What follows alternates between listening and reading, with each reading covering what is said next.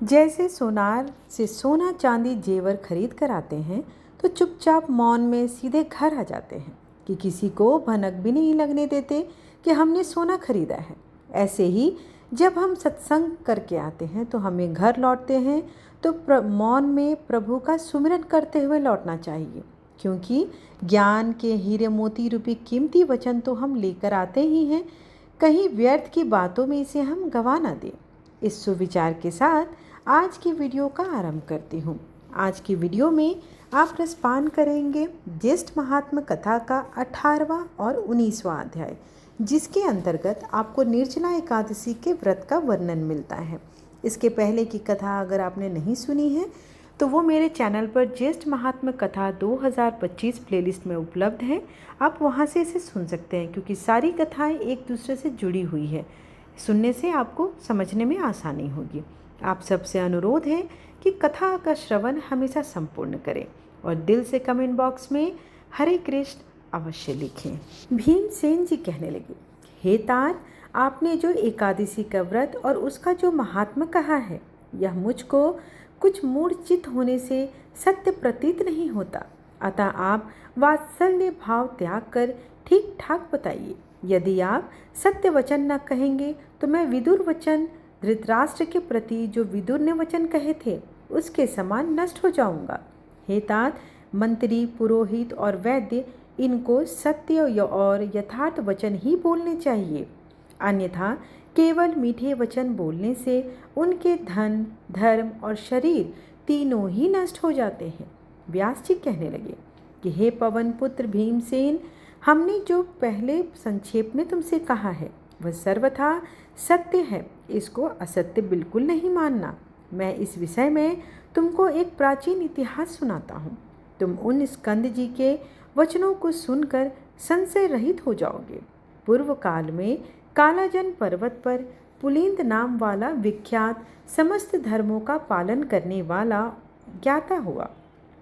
उसने निष्कंटक राज्य करके वहाँ पर द्वारिकापुरी के समान महान पुर बसाया और स्वयं अनेकों रथ, सेना, ऐरावत के समान हाथी और उच्च श्रवा के समान घोड़ों से आवृत होकर और सचिवों से अनुमोदित होकर विजय यात्रा के लिए निकला।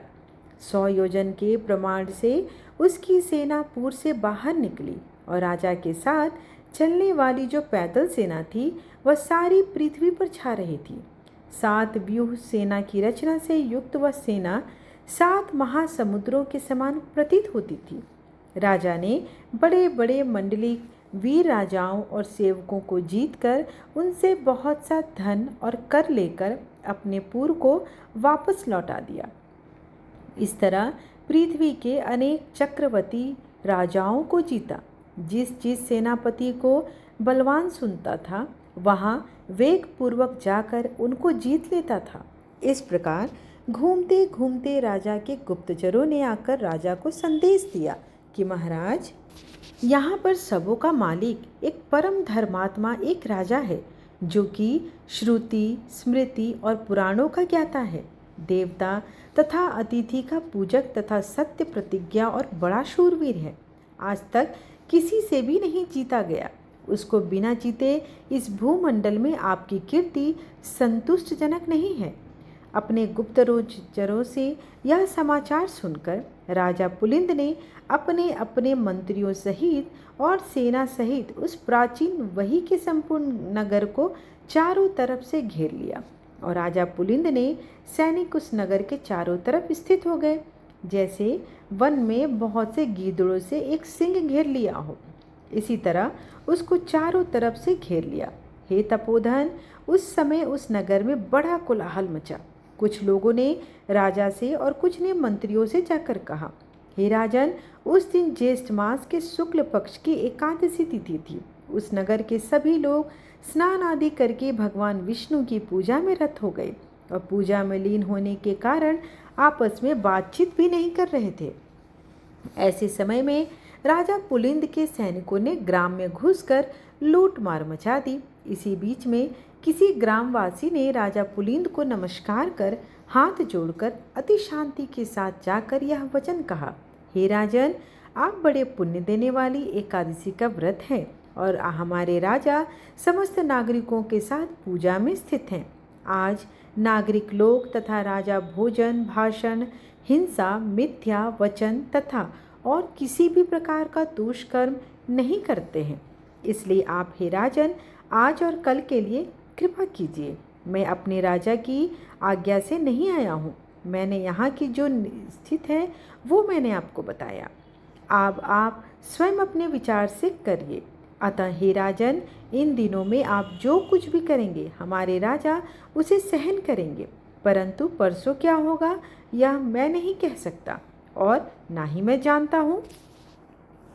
व्यास जी बोले कि हे भीमसेन, उन पूर्ववासियों के ऐसे वचन सुनकर राजा पुलिंद क्रोध के वशीभूत होकर बड़े गर्व के साथ ऐसे वचन बोला।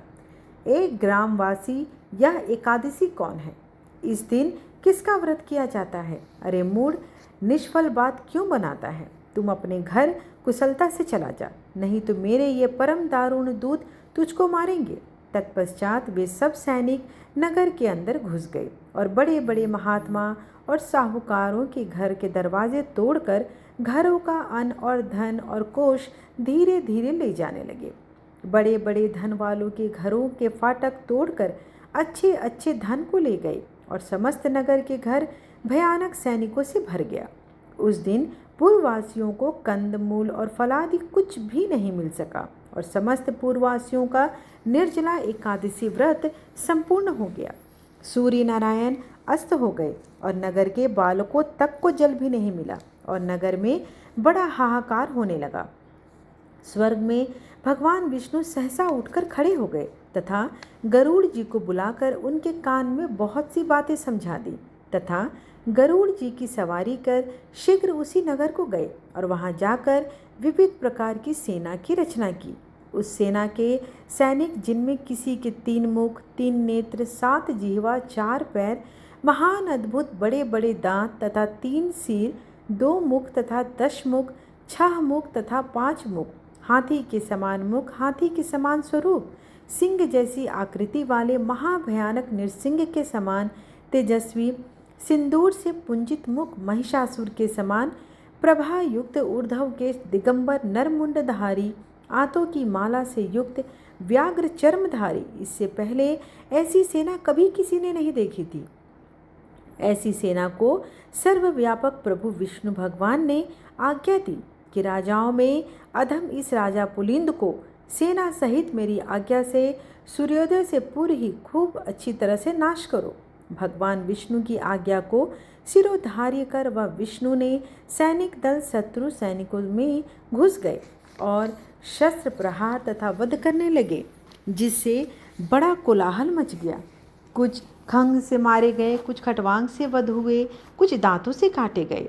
इस तरीके से सबको भक्षण कर वीर लोग भाग गए, उनके पैरों को पकड़कर नीचे गिरा दिया।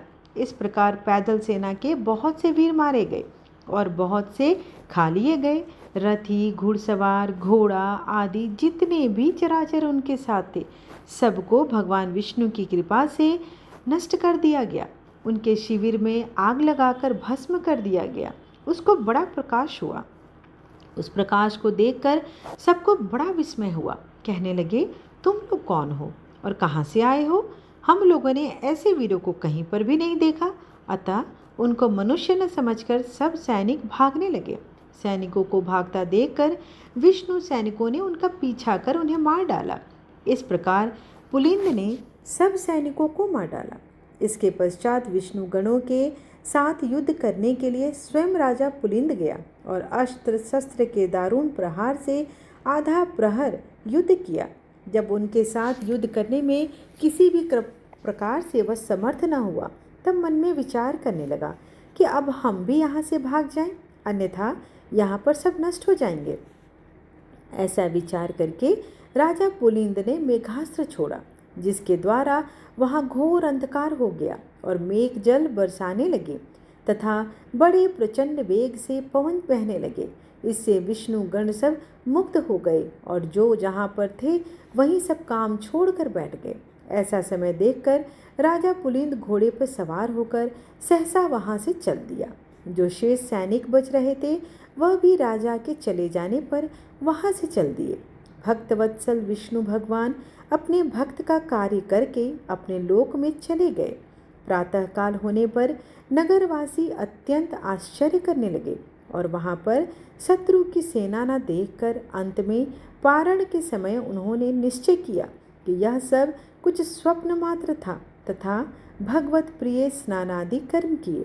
इस प्रकार ज्येष्ठ महात्म कथा का 18वां और 19वां अध्याय यहीं पर समाप्त हुआ। आइए अब आरती करते हैं। ओम जय गंगे माता श्री जय गंगे माता, जो नर तुमको ध्यावत मन वांछित फल पाता।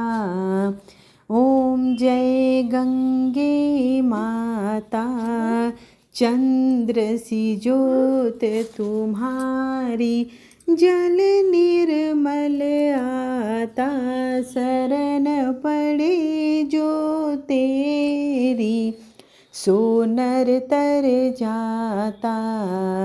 ओम जय गंगे माता, पुत्र सगर के तारे सब जग को ज्ञाता। कृपा दृष्टि तुम्हारा।